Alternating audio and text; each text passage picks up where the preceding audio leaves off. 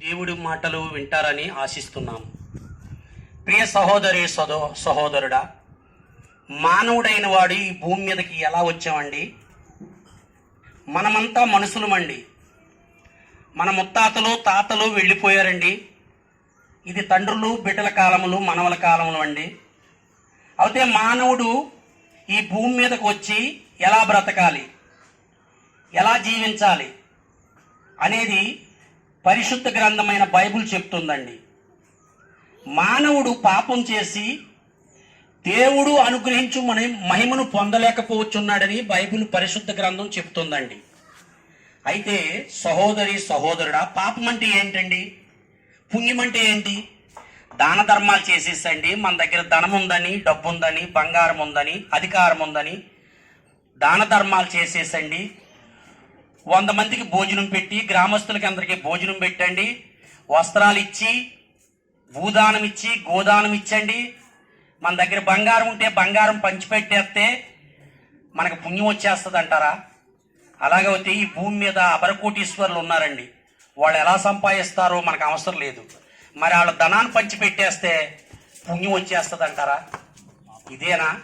మరి పాపం అండి, పాపం ఎలా సంక్రమిస్తుందండి? పాపానికి కూడా సంక్రమించే అవకాశం ఉందండి. మాటలో పాపం ఉందండి. మనం ఆడే మాటలో అపవిత్రమైందైతే పాపం ఉందండి. అపవిత్రంగా చూస్తే పాపం ఉందండి అని ఎవరు చెప్తున్నారండి? మనుషులు కాదండి, సాక్షాత్తు దేవుడు యేసుక్రీస్తు ప్రభువే చెప్తున్నాడండి. ఆలోచనలో పాపం ఉందండి, చూపులో పాపం ఉంది, మాటలో పాపం ఉందండి, క్రియలో పాపం ఉంది. అయితే ఈ పాపం పోవాలంటే ఈ పుణ్యకార్యాలు చేయడం వల్ల పోదండి. ఈ పాపం పోవాలంటే దాన ధర్మాలు చేస్తే పోదండి అని దాన ధర్మాలు పుణ్యకార్యాలు చేయొద్దని చెప్తులేదండి, చేయాలండి. అది కుంటివారికి గుడ్డివారికి. మన పక్కింటి వారు అన్నం వండుకోకపోతే మన దగ్గర కానీ బియ్యం ఉంటే ఇవ్వాలండి వండుకోమని. మన పక్కింటి వారు సహోదరులైనా మనకి విరోధులైనా వాళ్ళు ఆహారం లేకపోతే మనం వాళ్ళకి ఆహారం పెట్టాలండి. వస్త్రం లేకపోతే వస్త్రం ఇవ్వాలండి. వాళ్ళ కష్టములు ఉంటే ఆదరించాలండి. హాస్పిటల్లో ఉంటే పరామర్శించాలండి. ఒకవేళ జైల్లో ఉంటే ఆదరించాలండి. అదే చెప్తున్నారండి పరిశుద్ధ బైబిల్ గ్రంథంలో యేసుక్రీస్తు వారు. అయితే ఈ పాపం పోవాలంటే ఆ నిజదేవుని తెలుసుకోవాలండి. అమ్మా, ఈ దాన ధర్మాలు చేయొద్దని కాదండి, దాన ధర్మాలు చేస్తూనే ఆ నిజదేవుని తెలుసుకోవాలండి. ఆ నిజమైన దేవుడు ఎవరండి? ఆయనకు రూపమేంటి? ఆయన గుణలక్షణములు ఏంటి?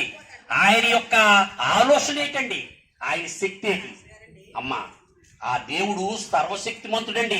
ఆయనకు భార్య, బిడ్డలు, కులము, మతము, ఒక ప్రాంతము, ఒక దేశము, ఒక ఏరియా అనేది లేదండి. సర్వ ప్రపంచం, ఈ భూమి మీద 290 దేశాలు, అన్ని దేశాల్లో దేవుడు అక్కడేనండి. అమ్మా, ఆయన సర్వశక్తిమంతుడండి. ఆకాశము పంచభూతాలంటారండి. ఆకాశము, గాలి, నీరు, అగ్ని, ఈ పంచభూతములు కలగజేసిన దేవుడు ఒక్కడే. ఆ ఒక్కడిని మనం పూజించాలి. ఆ ఒక్కడే ఎవరండి? అది తెలుసుకుని, ఆ నిజదేవుణ్ణి తెలుసుకుని, అమ్మ, ఆ నిజదేవుణ్ణి పూజిస్తే అప్పుడే ఆ పాపం అన్నది ఎట్టుదో మనకు తెలిసి ఆ పాపాన్ని విడిచిపెడతాం తల్లి. ఆ పాపం పోవాలంటే ఆ దేవుణ్ణి తెలుసుకోవాలండి. ఆ దేవుణ్ణి తెలుసుకుంటే ఆ పాపాన్ని విడిచిపెడతాం. ఆ పాపం చేస్తున్నామని కాదండి. ఒకవేళ పాపం ఉంటే ఆ నిజదేవుని తెలుసుకుంటే ఆ పాపాన్ని ఖండిస్తాడండి దేవుడు. మన ఆత్మలో వస్తాడండి. ఆ నిజమైన దేవుడే యేసుక్రీస్తు ప్రభు అండి. ఆయనది పరిశుద్ధమైన రక్తం అండి. ఆయనలో ఏ పాపం లేదు. ఆ ఇశ్రాయేలు దేశంలో శవాలు చేసాడండి. నాలో పాపం ఉన్నదని మీలో స్థాపింపగలవాడు ఎవరని.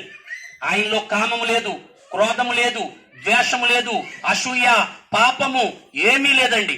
ఆయన పవిత్రుడు, నిష్కల్మంతుడు, నీతిమంతుడు, సత్యమంతుడు, సర్వాధికారి, సర్వ మానవాళికి తండ్రి ఉన్నాడండి. ఆయనే యేసుక్రీస్తు ప్రభు అండి. ఆయన విశ్వసించి నోటుతో యేసుక్రీస్తు ప్రభు అని ఒప్పుకుని రక్షణ పొంది యథార్థంగా బ్రతికితే ఆ నిత్యలోకం ఉందండి. అదే స్వర్గం. మనలో అంటారండి స్వర్గం అని. ఆ స్వర్గం చేరాలంటే ఇక్కడ మనం ఎలా పడితే అలా బ్రతికేసి ఏది పడితే అది పూజించేసి మనం వెళ్ళిపోతే ఆ నిత్యలోకం రాదండి. ఇక్కడ కూడా ఒక నిబంధనలు ఉంటాయండి మన చట్టంలో. అమ్మా, ఆ చట్ట ప్రకారం దేవుడు ప్రపంచానికే చట్టం చేశాడండి. ఆ నిజ దేవుణ్ణి తెలుసుకుని ఆ నిత్యలోకం చేరాలంటే ఆ నిజమైన దేవుణ్ణి ఆరాధించి యథార్థంగా బ్రతికితే ఆ స్వర్గంలో ఉంటామండి. అక్కడ 100 సంవత్సరాలు 1000 సంవత్సరాలు కాదండి, యుగ యుగాలు ఆ దేవుని రాజ్యంలో మళ్ళీ మహిమా శరీరంతో మీరు ఆ దేవుడి రాజ్యంలో ఉంటారండి. అట్టి కోసమే మేము ఈ తాటిపర్రు గ్రామం వచ్చామండి. మేము ఏది ఆశించి కాదండి. ఎవరో డబ్బులు ఇస్తారనో, ఎవరో భోజనం పెడతారనో, ఎవరో టీలు ఇస్తారనో, ఎవరో డబ్బు ఇస్తారని రాలేదండి.